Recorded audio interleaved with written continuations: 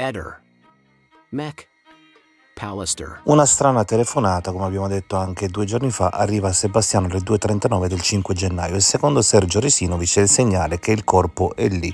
E allora cosa potrebbe aver fatto Sebastiano? Essere partito per andare a controllare all'ex OPP. Ieri mattina dovevo prendere servizio alle ore 7 insieme al mio compagno e una nostra collega. Per accedere al servizio che si trova all'interno del comprensorio dell'ex ospedale psichiatrico in via Ralli, percorriamo la strada del predetto comprensorio, accedendovi dall'ingresso che dà sulla via Valerio, e così abbiamo fatto anche ieri mattina. Erano circa le 6:50 quando il mio compagno ha rallentato perché subito dopo, sulla destra, c'è una curva molto stretta dopo la quale la strada prosegue scendendo. Prima di fare la curva che ho detto ho notato una figura che aveva in mano una torcia elettrica accesa, la cui luce puntava verso il basso. Questa figura stava camminando verso l'alto, quindi ci stava venendo incontro di fronte. Si trovava sul lato sinistro della strada, prima dei cassonetti della spazzatura che ci sono sul lato sinistro scendendo. Ho avuto l'impressione che questa persona potesse provenire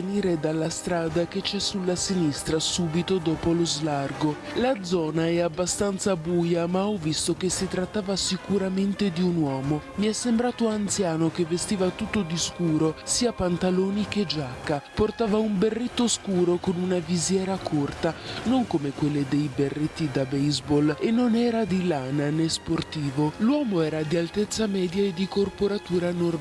Ho avuto l'impressione che l'uomo fosse anziano perché sul suo viso ho notato che aveva la barba bianca. Ho notato l'uomo attirata dalla luce della torcia. Ricordo di aver detto al mio compagno: cosa ci fa qui un uomo anziano col buio praticamente di notte? Magari ha bisogno d'aiuto? Questa persona ha proseguito e non ha chiesto aiuto. Ricordo che camminava lentamente guardando per terra. In quel momento ho pensato che l'uomo stesse cercando qualcosa per terra, che avesse perso qualcosa. Sono sicura che tenesse in mano una torcia e non un telefonino, perché il fascio di luce era concentrato. Il berretto indossato dall'uomo potrebbe assomigliare ad un berretto tipo Coppola? Potrebbe essere, ma non ne ho l'assoluta certezza. Io considero che si dovrebbe appurare meglio le cose, ecco. Io considero che una persona sola, Liliana, in quel posto non può, per me,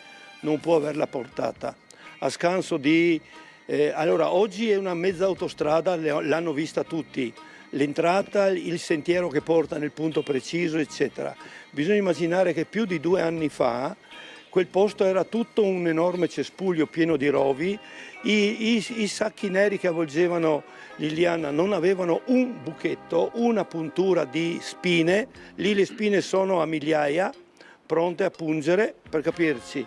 Già 2 persone da sole, ecco perché io ho nominato un terzo, per fare luce. Se l'hanno portata evidentemente col buio. Lei è stata depositata là sicuramente col buio, non sicuramente di giorno. Secondo me la notte tra il 4 e il 5 di gennaio, non c'è niente da fare. È una persona sola ad andare là con Liliana in spalle, anche se è un energumeno, fa la sua fatica. Ripeto, il posto non era come oggi, era molto più selvaggio. Ecco, per cui con la possibilità di intopparsi ad ogni passo. Però io immagino anche, perché l'immaginazione non mi manca, che Liliana sia stata così com'era, avvolta nei suoi sacchi, riavvolta a sua volta tutto il fagotto, chiamiamolo purtroppo così, anche se dentro c'era la donna che io amavo più di tutti in quel momento. Il fagotto è stato a sua volta, secondo me, avvolto in qualche altro panno o un plaid o un qualcosa, proprio per portarlo più agevolmente, uno davanti e uno dietro, e soprattutto perché appunto non venisse a contatto con eventuali spine, punture, eccetera. Il posto era veramente selvaggio. L'immaginazione porta a pensare che lei è stata avvolta in un secondo involucro, che poi è stato portato via e buttato in un cassonetto. Il cordino è la cosa più importante di questo discorso. Noi ci arrovigliamo attorno a sacchi neri, a fiori messi dove lì non c'era, tutte quelle sciocchezze.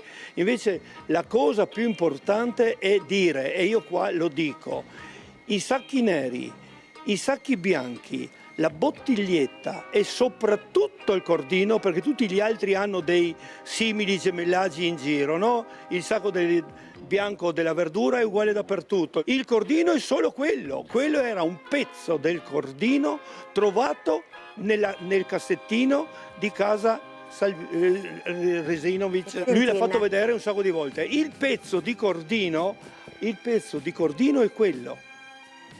Ed sarebbe interessante vedere come è tagliato. È stato tagliato probabilmente non da lei 15 giorni prima, quando è scomparsa, ma la sera prima. Il cordino viene da casa. E questa non è una stupidata, perché chi si deve suicidare nel caso non sa quanto cordino dovrà occupare per fare il nodo, di conseguenza se ne porta un pezzo abbondante che avrebbe dovuto essere trovato quantomeno sul luogo. Ehi, non dimenticare di iscriverti a questo canale.